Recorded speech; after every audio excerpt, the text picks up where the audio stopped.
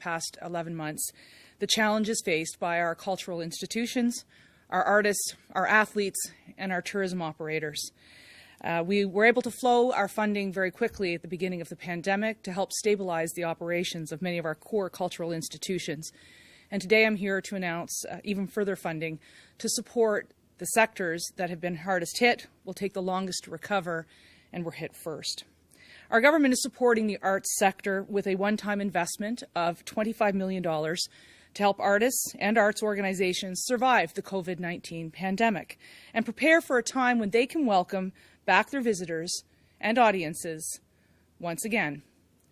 For the past 11 months, they have been shuttered. Some were able to provide performances virtually or online, while many others were not able to do so. So today, I'm announcing that $24 million will be provided to 140 arts organizations in communities across the province, including the Blythe Festival, the Shaw Festival, the Stratford Festival, and Ballet Yorgan. Ballet Yorgan joined me in Nepean just over a year and a bit ago and took the opportunity to visit my daughter's former elementary school in Mannerdale Public School. There, Ballet Yorgan brought the gift of the Nutcracker to many underprivileged children. Some were Syrian refugees. And he told a great story and taught many of these kids to dance in a way that they'd never danced before.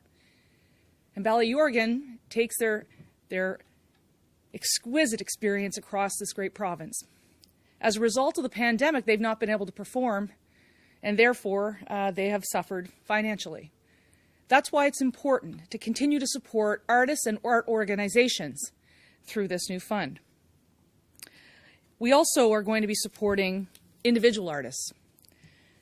Since the pandemic, we have supported over $2.5 million in individual artists through grants. But today we will be announcing an additional $1 million to provide much needed support directly to artists and creators from across the province. More information on this, including its eligibility, will be available through the Ontario Arts Council. But today I'm committed to ensuring that our artists, our creators, our dancers, our writers, our musicians, our painters, our visual artists have a fighting chance to be global leaders when this pandemic is over. I'll tell you a little story about the Ontario Arts Council from my many years in opposition. It was one of my favorite agencies, and I'm grateful to be the minister responsible because I got to see the difference it made in my own community with Mandia Nancios and her mom and dad. When she first applied for an Ontario Arts Council grant, it was the difference between them being able to expand her career or potentially to stop it. Mandia is a talented singer, and I'm proud that Ontario's Arts Council is able to continue to support those artists in every way, shape, and form. You know, our sectors have been decimated. They've been devastated.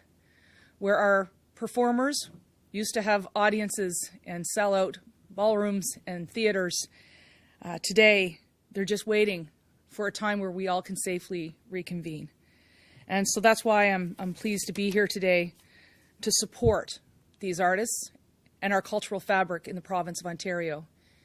You know, I often say that this ministry is responsible for a spectacular double bottom line. On the one hand, the things that we love about where we live in Ontario and the things that we want to protect because it's our way of life also are part of our financial bottom line, a $75 billion suite of sectors that don't only provide joy, but provide jobs. And that's why we're here today. And that's why we're here to support small organizations across Ontario to large organizations like the Canadian Opera Company to make sure that the Ontario that we want to protect, the Ontario that we want to preserve, the Ontario that we want to live in is there when we come out of this pandemic. I'm happy to take any questions. We'll now go to the phone line for questions. First question, please. Ladies and gentlemen, if you do have a question, please press star 1. If you're using a speakerphone, please lift your handset before pressing any keys.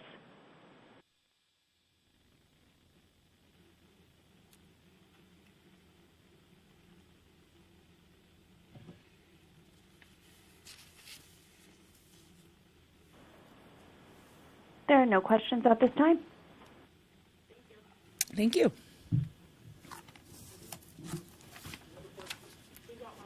Okay. Oh, it does look like we do have a question from Rami Petros with Oxygen